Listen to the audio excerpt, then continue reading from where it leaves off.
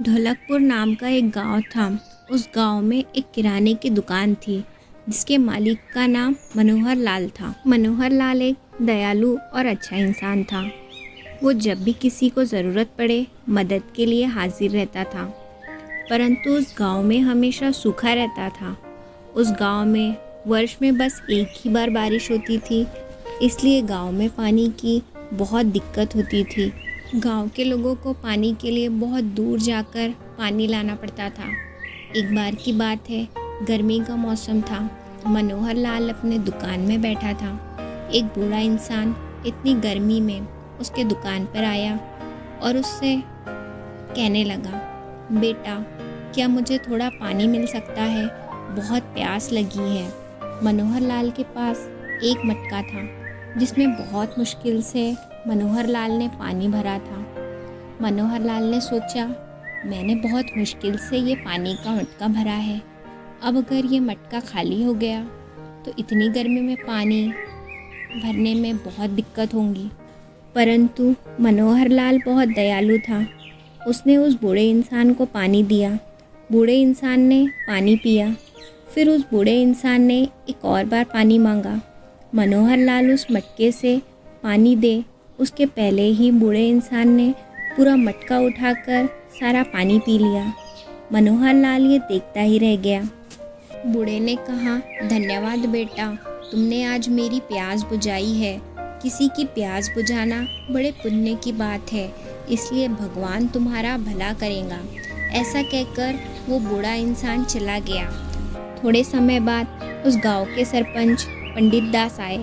उन्होंने मनोहर लाल से कहा, मनोहर लाल, इस पर्ची में मैंने जो सामान लिखा है वो जल्दी दे दो। आज मेरे घर मेहमान आने वाले हैं। मनोहर लाल ने पर्ची के अनुसार सामान देना शुरू किया। अरे मनोहर लाल, थोड़ा पानी मिलेगा? बहुत प्यास लगी है भाई। सरपंच जी, मटके का पानी ख़त्म हो गया है, इसलिए मैं आपको पानी नहीं दे सकता। कितना झूठ बोलते हो तुम मनोहर लाल, तुम्हारे पीछे का मटका तो पानी से भरा हुआ है।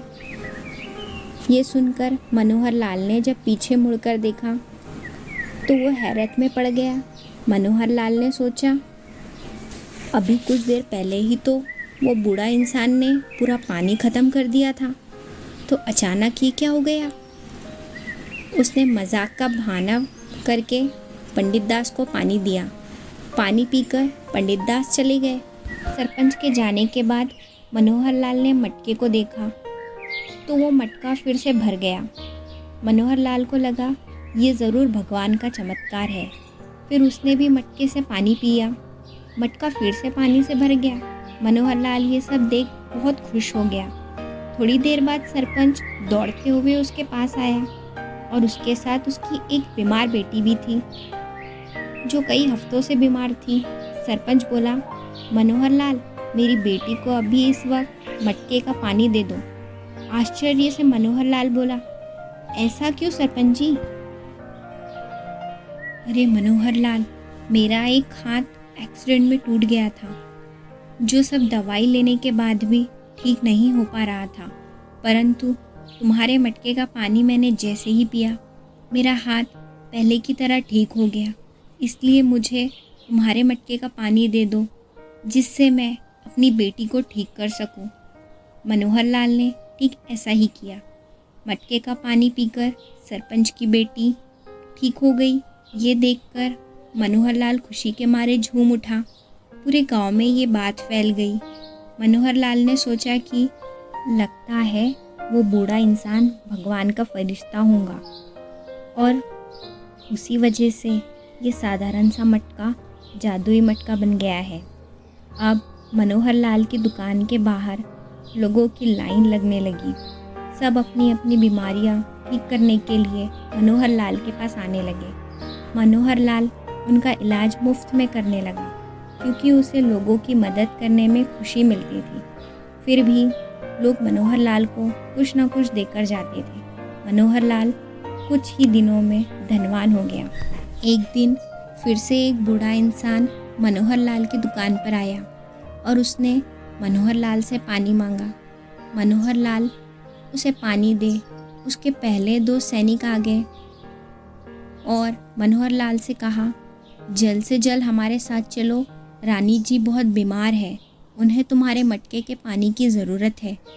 सैनिक जी रुक जाइए, मैं इस बूढ़े इंसान को पानी दे दूं? नहीं, तुम अभी के अभी हमारे साथ चलो। रानी के ठीक हो जाने पर तुम्हें राजा बहुत सारा धन देंगे। मनोहर लाल लालच में आ गया और उस बूढ़े इंसान को पानी दिए बिना सैनिकों के साथ चला गया। जब वो मटका लेकर महल पहुंचा तो मटके में देखा पानी ही नहीं था। मनोहर लाल बड़ी हैरत में पड़ गया। फिर राजा ने उसे रानी को ठीक करने के लिए कहा।